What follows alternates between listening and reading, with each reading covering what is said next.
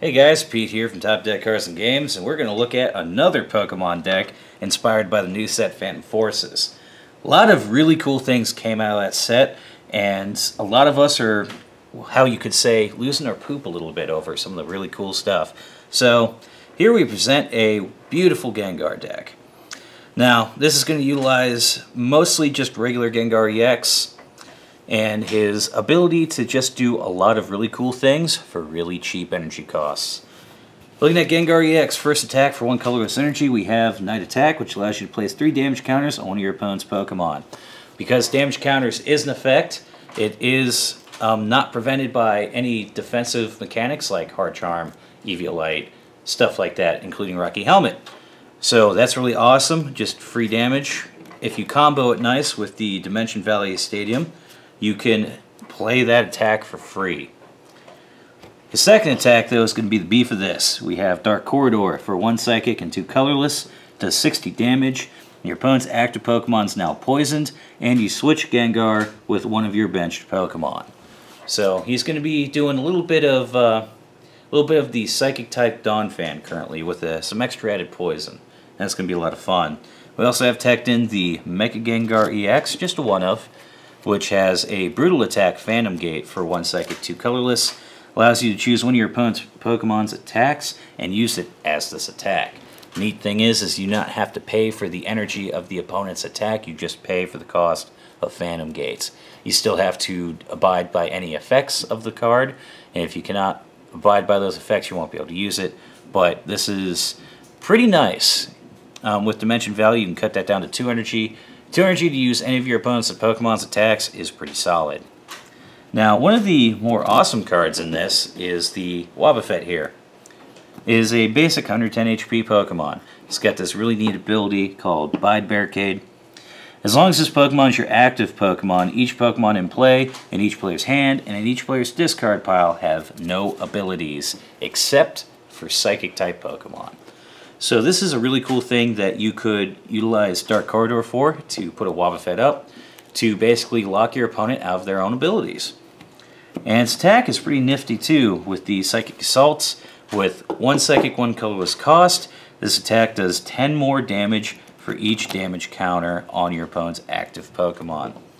So, realistically, if we have a Gengar out, let's say we have a Muscle Band on it, he Dark Corridors for 80. With that Poison Tick, it'll be a 90. You'll have to Wobbuffet out. Coming back in your turn, if they don't switch, it'll be 100. Psychic Assault can do 110 damage. Right back at it. Guaranteeing you the knockout and getting prizes. So that's actually really fun. Also, we have some Siglifs here, the Safeguarders, which prevent any damage done to it by Pokemon EX.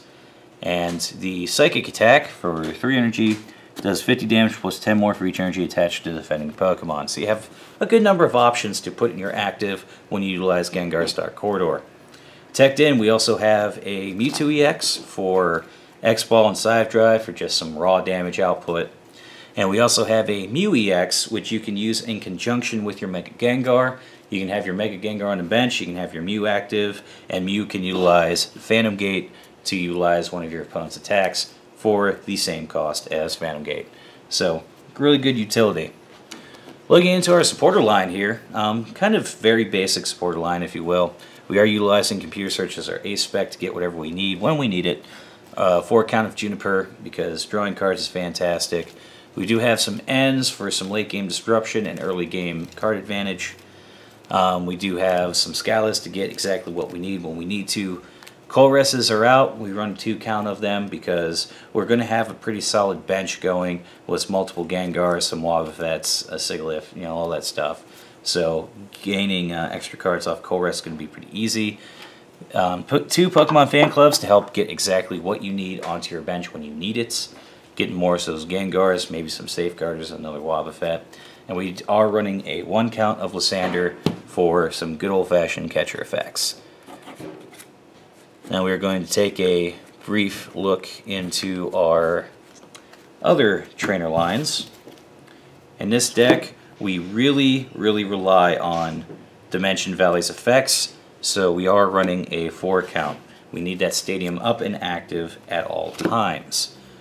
being able to reduce energy costs to almost near nothing is really fantastic. In this deck, we're going to be utilizing the new Team Flare tool cards, which this is the first time we've have item interaction with your opponent's playfield, in which you can attach these Team Flare tools to your opponent's Pokemon EX if they don't already have a tool attached to it. And they have some pretty negative effects. Headringer, definitely the bigger one. When it's attached to an opponent's Pokemon EX, it increases their attack costs by 1 additional colorless energy. That can be very brutal. The Jamming Net will reduce the opponent's Pokemon EX's damage by 20. So it's the inverse of Muscle Band and can be used pretty fantastically, if I must say. Going on from that, we are utilizing 3 Muscle Bands as well to get our damage up going. Being able to do that 80 in poison with Gengar is pretty fantastic. Floodstones, in case we need the extra retreats.